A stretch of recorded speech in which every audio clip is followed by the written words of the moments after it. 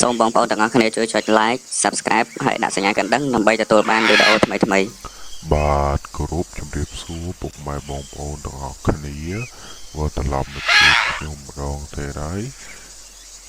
អញ្ចឹងយើងទៅស្ដាប់លេខឆ្នោតទាំងអស់គ្នាអាវងឆ្នោតចេញអីអាវងឆ្នោតចេញអី